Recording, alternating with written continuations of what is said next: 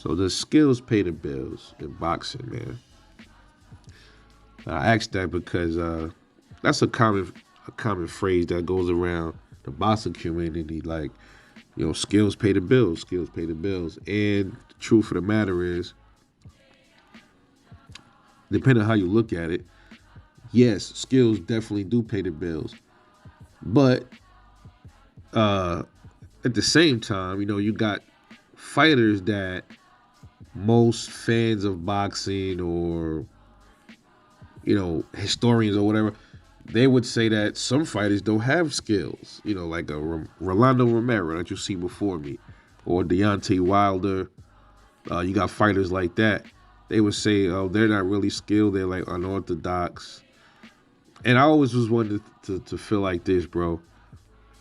They might not be as skilled, meaning they don't do the things that your average fighter does. But nonetheless, they have a skill. If they didn't have a skill, they wouldn't be where they are. I'm always gonna feel like that. And I don't care who it is. It could be Deontay Wilder.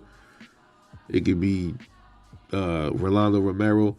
Because look, man, Deontay Wilder, he came from, he started boxing late in his life. So he wasn't one of these people that was boxing when he was 6 and 7 years old. He was doing it to gain money for, to take care of his family, his daughter and stuff. She has special needs. And to get as far as he got on the right hand,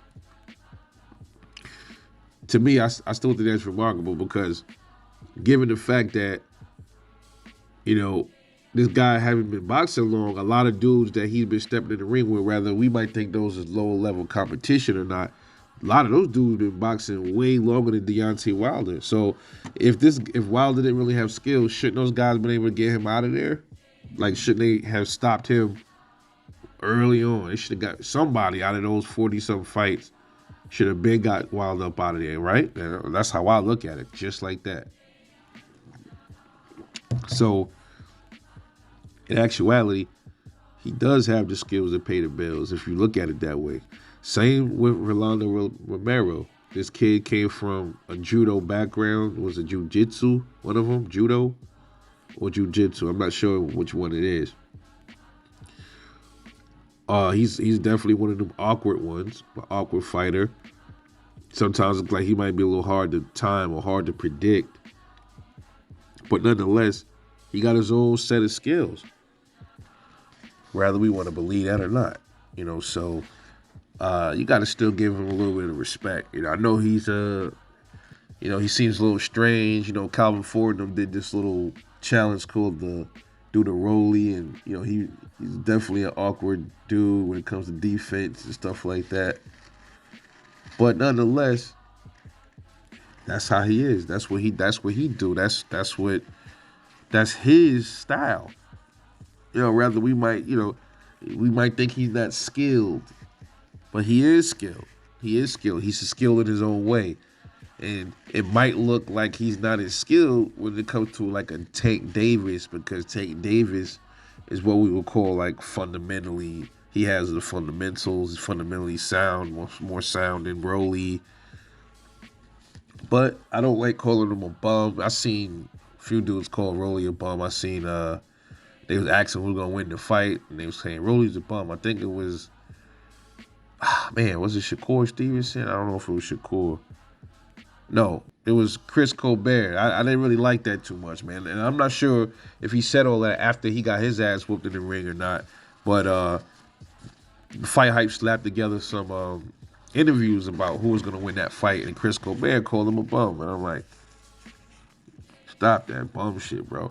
He a bum, then I want to see you fight him too. He's heavier than you, but he's such a bum. You fight him.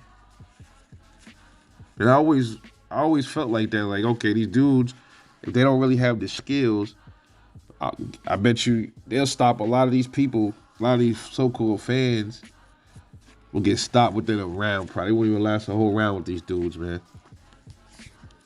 So skills definitely pay the bills.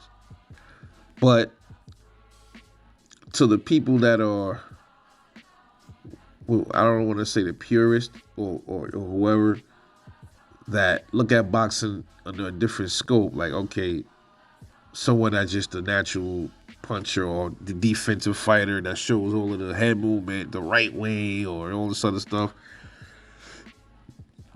They don't see it as him having skills, you know.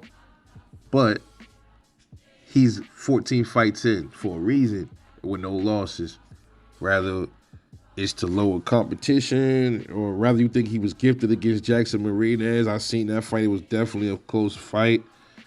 To me, well, they say Jackson won, and I had to go back and watch it again. It did look like he won that fight, but then you got to go back and watch it. Jackson was running a lot, man. He wasn't planting his feet as much. In spurts he was, but it looked like, you know, the judges had a hard time. It was like, damn, the judges got to really figure this shit out. Because Rolly's such an awkward dude that it looked like he was definitely getting pieced up in there, though. But it looked like he still was doing something. You know what I mean? It's like one of those weird things. If you go back and watch it, you'll see what I'm talking about. But in Rolly's case, just like Wilder and some other people, skills still pay the bills. It's been paying their bills for, they've been paying Wilder's bills for 40-something fights in now. Been paying Rolly's bills for 14 fights, about to be 15 fights. However you want to look at it, they still got some kind of skill set as far as I'm concerned. But anyway, let me know what you think about that. Drop a comment and subscribe for more raw content. This is Rebel Life Boxing. I'll catch y'all later on the next one, and I'm out. Peace.